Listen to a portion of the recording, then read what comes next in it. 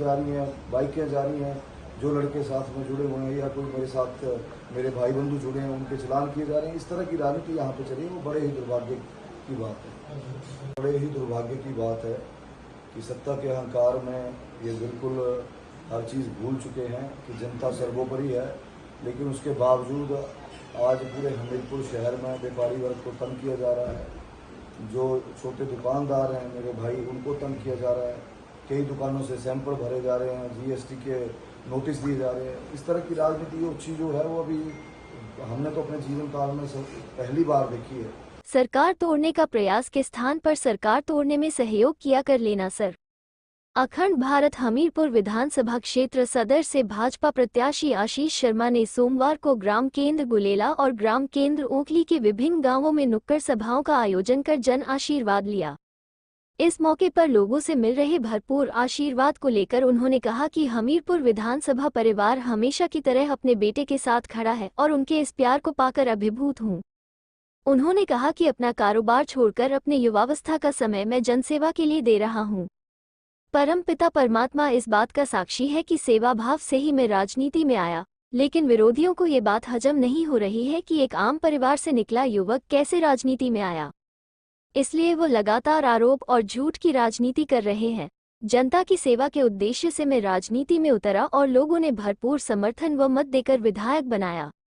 लोगों के कामों को करवाने के लिए सरकार को समर्थन दिया, लेकिन ये सरकार चुने हुए विधायकों को दरकिनार कर महज मित्रों को खुश करने में लगी रही। परिणामस्वरूप जनता के हितों के लिए उन्होंने लड़ाई लड़ने का निर्णय लिया और राज्यसभा में भाजपा प्रत्याशी को वोट किया।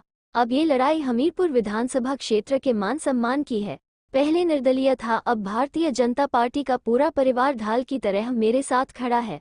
उन्होंने कहा कि वर्तमान सरकार के साथ मूकदर्शक बने रहने से बेहतर विपक्ष में जाकर आवाज उठाना उचित समझा, इसलिए इस्तीफा देकर भारतीय जनता पार्टी से चुनाव लड़ रहा हूं।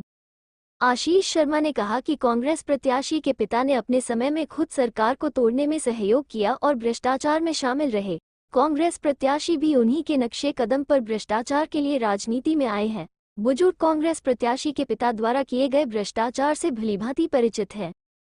उन्होंने कहा कि कांग्रेस सत्ता का दुरुपयोग कर रही है और भाजपा कार्यकर्ताओं को डरा रही है। आदर्श आचार संहिता का उल्लंघन किया जा रहा है। उनके समर्थकों व परिवार सदस्यों को प्रताड़ित किया जा रहा है। किसी समर्थक की दुकान में सैंपल भरे जा रहे हैं तो किसी को डराया धमकाया जा रहा है। आशीष शर्मा ने कहा कि समर्थकों को सरकार के नाम पर डरा धमका कर चुप करवाने के प्रयास किए जा रहे हैं और प्रचार से हटने को कहा जा रहा है।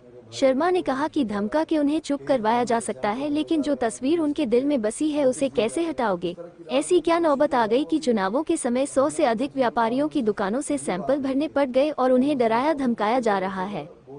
चुनावों के दौरान पीडब्ल्यूडी के अधिशासी अभियंता सरकार द्वारा कैंसिल किए गए डिग्री कॉलेजों के लिए जमीनों की निपाई कर रहे हैं।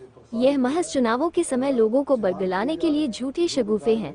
हमीरपुर की जनता सब जानती है, इसलिए जनता 10 जुलाई को भाजपा के पक्ष में बम्पर वोटिंग कर भारी मतों से विजयी बनाएगी। बड़े ही दुर्भाग्य की बात है कि सत्ता के अहंकार में ये बिल्कुल हर चीज़ भूल चुके हैं कि जनता सर्वोपरि है, लेकिन उसके बावजूद आज पूरे हमीरपुर शहर में व्यापारी वर्ग को तंग किया जा रहा है। जो छोटे दुकानदार हैं मेरे भाई, उनको तंग किया जा रहा है। कई दुकानों से सैंपल भरे जा रहे हैं, जीएसटी के नोटिस दिए जा रहे हैं। इस तरह की राजनीति अच्छी जो है वो अभी हमने तो अपने जीवन काल में पहली बार देखी है, और मैं समझता हूँ कि केवल और केवल वोट के माध्यम से ही जनता इनको जवाब देगी, क्योंकि वोट तो कोई कांग्रेस का कार्यकर्ता नहीं डालने जाएगा, वोट आम व्यक्ति डालने जाएगा। और वो ये सब चीज़ों से प्रताड़ित हो रहा है और चलान किए जा रहे हैं। जो भी गाड़ियाँ जा रही हैं, बाइकें जा रही हैं, जो लड़के साथ में जुड़े हुए हैं या कोई मेरे साथ मेरे भाई बंधु जुड़े हैं उनके चलान किए जा रहे हैं। इस तरह की राजनीति यहाँ पे चली है, वो बड़े ही दुर्भाग्य की बात है।